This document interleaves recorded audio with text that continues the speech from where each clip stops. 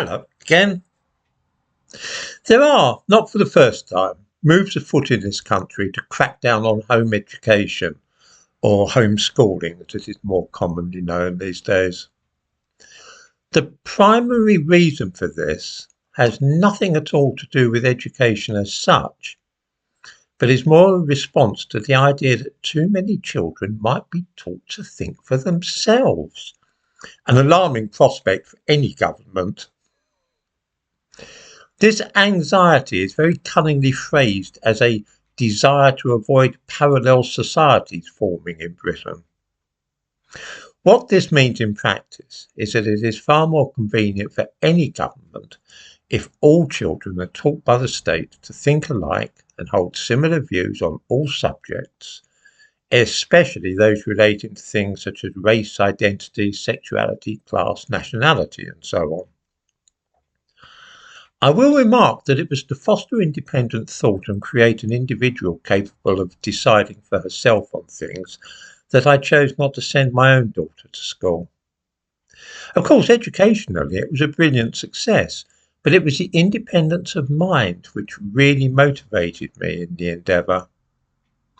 I was fortunate in having the perfect job for this business.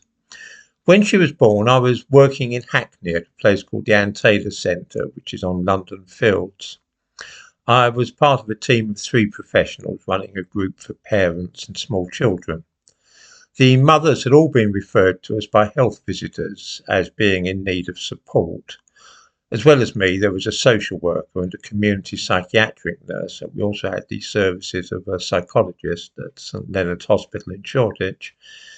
Because there were so many babies and toddlers there, I was able just to turn up with my own baby on the days that my wife, who is a social worker, was working. A magnificent setup to start home education, in fact. My daughter used to come to work with me regularly from the age of 17 days. An added advantage was that I was also in charge of the Hackney toy libraries and was able to use all kinds of resources at home when they were not on loan to other families. This meant that my daughter was from an early age exposed to books such as Heather Has Two Mummies and Jennifer Lives with Eric and Martin. I am myself a firm believer in the traditional family, that is to say a man who is married to a woman and who then raised their children together. That did not mean that I didn't want my child to learn about other ways of living or other family structures. In the same way, although I took her to church and she attended Sunday school, I made sure that she also visited mosques, synagogues, and a Hindu temple. This kind of education, where a child is given the tools and allowed to develop his or her own ideas, is anathema to all governments.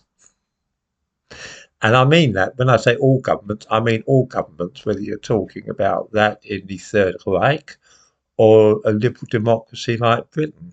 Governments do not want people to grow up thinking for themselves, which of course is why home education is frowned on in so many countries. Who knows what decisions about things a child might come to if not given the right nudges in early life? Very dangerous experiment. I might mention that my daughter's views on things such as politics, gender and religion differ very greatly from my own, for which I am profoundly grateful. For there is a risk in home education that one will merely exchange one sort of indoctrination for another, and instead of the state's views being imposed, the child will effectively become the product of a parent's own prejudices and peculiar ideas. I'm pretty sure this didn't happen with the education which I provided. This supposed fear that the government is now expressing and trying to incorporate into a schools bill is, however, just a smokescreen. Until a few years ago, there were only a handful of cranks like me doing this kind of thing, but there are now estimated to be well over 100,000 children in Britain who do not attend school. And this could mean 100,000 children who will grow to adulthood without having been taught the correct way to view all kinds of things from homosexuality to race. Terrifying. No wonder the government feels that steps should be taken to dampen this trend down a little and make sure that as many of those kids as possible are returned to the indoctrination centres known as schools.